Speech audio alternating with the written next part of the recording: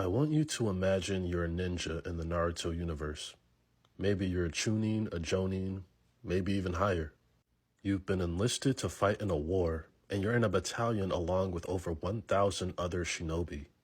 You're getting ready to head out to the battlefield when suddenly the yellow flash of the leaf appears out of nowhere, carrying with him a giant-tailed beast bomb.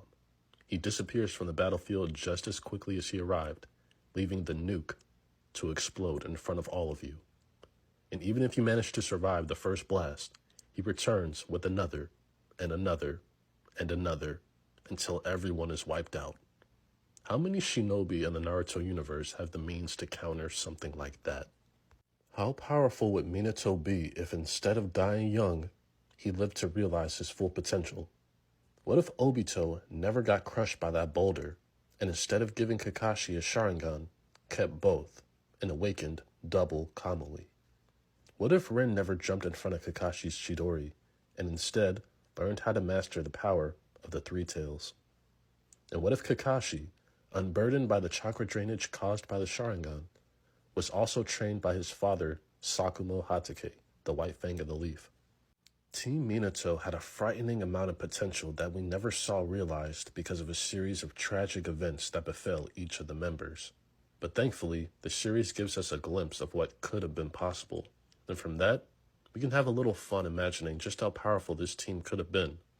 And spoiler alert, they very likely would have been the strongest team in Naruto history, and would have even been capable of defeating shinobi legends like Hashirama Senju and Madara Uchiha with very little effort. Let's start with Kakashi because he's an incredibly interesting case. Not only did he graduate from the academy at age 5, he became a Chunin just 1 year later at age 6, and a Jonin at age 12 or 13. Kakashi was destined to be one of the most naturally talented and capable shinobi in the history of the Leaf Village, even creating his own high-level ninjutsu, the Chidori, as a kid. However, following his mission at Kanabi Bridge, Kakashi lost an eye, gained a Sharingan, following Obito's perceived death. Before that, Kakashi also lost his father, a legendary shinobi known as the White Fang of the Leaf. In many ways, Kakashi's potential trajectory was severely altered by these events, and the trauma not only weighed heavily on his psyche, causing a deep depression, but also affected his physical chakra reserves as well. If you ever want to know why Kakashi's chakra reserves aren't as strong as they could have been, remember that chakra is a combination of mental and physical energy. So while Kakashi was granted a Sharingan that gave him access to a wide variety of new abilities, it also held him back in many ways. But instead of saying that the Sharingan made him weaker, even though there's a strong argument that it did, especially initially, I think it's more accurate to say that it changed what kind of shinobi Kakashi became on the battlefield. There are plenty of shinobi who are strong, but Kakashi stands out because of his Sharingan, which made him more precise and analytical in combat. It makes him better suited for specialized mission requests, and made him a perfect candidate for the Anbu Black Ops. Combined with all of the abilities afforded to him by the Sharingan, including copying jutsu and casting illusions, Kakashi became the type of shinobi who was good at just about everything. However, this version of Kakashi is noticeably lacking, or rather, there is a wall keeping him from reaching his ultimate potential. At the beginning of the series, he is often stated to be comparable to Kabuto, which isn't particularly impressive. He has trouble keeping up with Itachi, and is terrified of shinobi like Orochimaru. And given Kakashi's reputation, I think he should be a bit stronger than what he is portrayed to be. And perhaps if he never acquired the Sharingan, and ideally was trained by his father Sakumo Hatake, who was stated to be stronger than the Sannin around the period of the Second Shinobi World War, perhaps he would be. Granted, none of the Sannin were in their prime at that point, but it's still a huge statement to be made about Sakumo's strength. Had Kakashi been fully trained by Sakumo, I have no doubt that he'd be on par with the Sannin by part 1. The Kabuto comparisons never would have been a thing, and he would have had a better showing against Itachi and other members of the Akatsuki. Not only that, but this version of Kakashi would also have been trained by Minato, and would have had Obito as a sparring partner. I think this Kakashi still would have been heavily skilled, but more reliant on raw power than the version of Kakashi that we have. Instead of using his Sharingan to fight an opening, this Kakashi would simply just make one. And sure, There's definitely a trade-off with Kakashi not being able to copy the 1000 jutsu he added to his moveset, but let's be honest, he barely used those jutsu anyway in the series. He also wouldn't have access to Kamui like he did in the original series, but here's the thing, he wouldn't even need it. He'd be plenty strong already without it, easily high Kage level.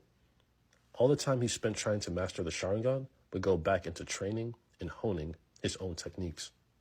Who knows, maybe Minato could teach him the Flying Raijin, and he wouldn't even need the Kamui. There's literally no limit to how strong this version of Kakashi could theoretically be. And shockingly, he'd be nowhere near the most powerful member in this version of Team Minato. Speaking of Kamui, let's move on to Obito. Now this is where things get very scary. Obito in canon had enough chakra to summon the nine-tailed fox and give Hokage Minato a run for his money at just around 14 years old. Granted, he had Hashirama cells amping him up, but it's still impressive. Now imagine he has both Sharingan, that's double Kamui, can warp at twice the speed, phase for longer periods of time, and has access to the Susanoo.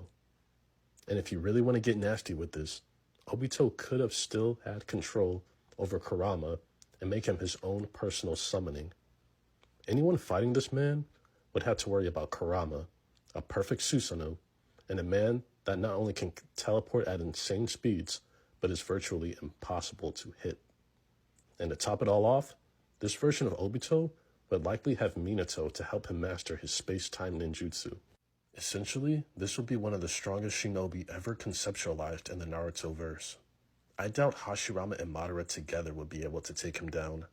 Kishimoto wrote it so that Ten Tails Obito would not be able to use the Kamui, and although this is explained why in the verse, many of us believe it was simply a nerf because a Ten Tails Jinchuriki with the power of Kamui would just be simply overpowered.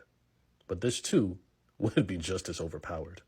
And to make things even crazier, Obito's Sharingan would have the power to also control another tailed beast, the three tails inside of his partner, Rin. I imagine this version of Rin to be able to control the three tails Isobu at some point. For those of you who forgot, the three tails is a turtle-like creature that uses water style and other unique abilities. Water in many series, like Avatar: The Last Airbender, has healing properties. So not only would Rin be a powerful shinobi with the power of a Jinchuriki at her disposal, but potentially, I see her having a jutsu similar to Kisame. Specifically that giant water dome he used in the fight against Killer Bee. As a medic, this water dome could be used for healing the wounds of her allies, as well as flushing out or drowning the enemy. Rin would be equally as effective being a tank on the front lines, or as a support member capable of recovering her allies when they're injured or low on chakra. And let's not even get into the crazy combos she could pull off with Kurama. I want you all to visualize something. Team Minato declares war on the entire shinobi world. The entire allied shinobi forces are tasked with fighting them. All 80,000 ninja assemble just like they do against Obito, Kabuto, and Madara. They are about to set off to find their targets when suddenly Minato teleports into the middle of the alliance, carrying a tailed beast bomb created by Kurama or Isobu, and teleports away before it explodes, decimating the entire allied shinobi army. If Minato could teleport the Ten Tails' tailed beast bomb away into the ocean, he could easily teleport multiple blasts from Kurama and Isobu. The combination of Minato using Sage Mode to track the enemy, Obito using Kamui to warp the kunai for Minato to teleport to throughout the army, and Kurama and Isobu generating multiple tail beast bombs for Minato to continuously drop on them, Team Minato could theoretically wipe out the entire ninja world in a matter of seconds. What could they possibly do to stop them? It's not hard to imagine a timeline where this actually takes place either. Obito already lost faith in the world and waged war in order to achieve Project Tsukunomi. Kakashi could have easily turned to the dark side after seeing what the Shinobi Code did to his father and his teammates. Rin was literally turned into a weapon of war. I imagine if she had lived, she'd harbor some resentment over that, as would her teammates. And after seeing what all his students have endured, and what his son had endured, Minato could begin to lose hope. In Naruto's psyche, he admitted that as long as the shinobi culture exists, peace may be unattainable. There were even some fan theories about Minato being the leader of the Akatsuki before Pain was revealed. I'm just saying, in another timeline, all of this could have been very possible. Minato died long before he reached his full potential as a shinobi. I firmly believe that if he was alive for another 10 to 20 years, he would have been on par with Hashirama and Madara. His combination of flying Raijin, Rasengan, sealing jutsu, and other techniques already made him revered across the world before he even became the Hokage. With more time to perfect what he already has and potentially develop new jutsu, there's no telling just how powerful he could have become. And the idea of a single team having two of the greatest geniuses in the history of the series, two-tailed beasts, one of them being Kurama, an Uchiha that can access the full powers of the Mangekyo Sharingan and use Kamui to the max, along with the Susanoo, a Jinchuriki medic, and two space-time gods that can coordinate their teleportation, is the most frightening thing in the Naruto universe. In a different timeline, they really would have made the perfect team, and nobody would have been able to stop them. But that does it for this video. Let me know what you guys think of this alternate version of Team Minato. Are they as powerful as I think they are? Does that darker timeline seem like a legitimate outcome if things had played out differently? Please comment down below, and while you're down there, please leave a like and subscribe. It really helps out the channel. And as always, thank you for watching.